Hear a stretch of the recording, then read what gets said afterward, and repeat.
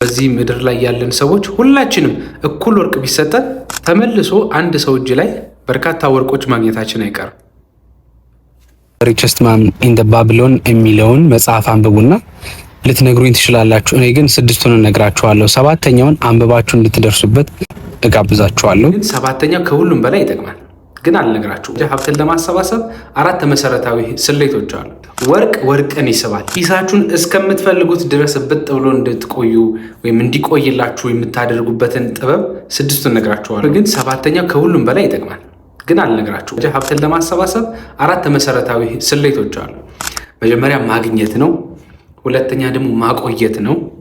በሶስተኛ ደረጃ ደግሞ ማብዛት ነው። አራተኛ ማስተላለፍ ይባላል። ታዲያ እነዚህ ሰባት መሰረታዊ የሚባሉ ኪስ የማደለቢያ ኪሳችሁን እስከምትፈልጉት ድረስ ብጥ ብሎ እንድትቆዩ ወይም እንዲቆይላችሁ የምታደርጉበትን ጥበብ ስድስቱን እነግራችኋለሁ። የመጀመሪያው ከምታገኙት ገቢ ላይ 1/10ኛውን ቆጥቡት። ወጪዎቻችሁ በሙሉ ከ9/10ኛው በሙሉ መብለጥ የለባቸው። ሁለተኛ ወጪዎቻችሁን ተቆጣጠሩ። እየቆጠባችሁት ያላችሁት ገንዘብ እየተጠራቀመ ስለሚመጣ በሶስተኛ ደረጃ ምን ታደርጋላችሁ? ማራባት አለባችሁ።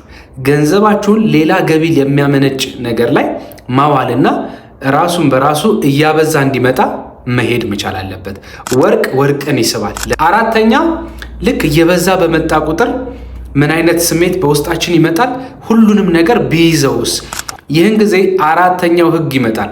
which is ንብረትን ከውድመት መጠበቅ ነው። የዛ ሰዓት ላይ ገንዘብ ብቻ ያደረገ ትኩረት ስሜት ስለሚኖራችሁ የተሳሳተ ውሳኔ ትመርጣላችሁ። አንዳንዴ ወተትን ብቻ ትኩረት አድርጎ ላሟን አደጋ ላይ መጣል አያስፈልግም።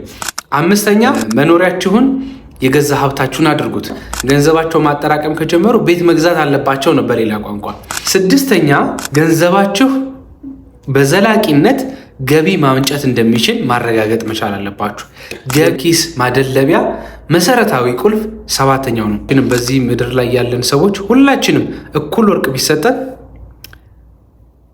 ተመልሶ አንድ ሰው እጅ ላይ በርካታ ወርቆች ማግኘታችን አይቀርም።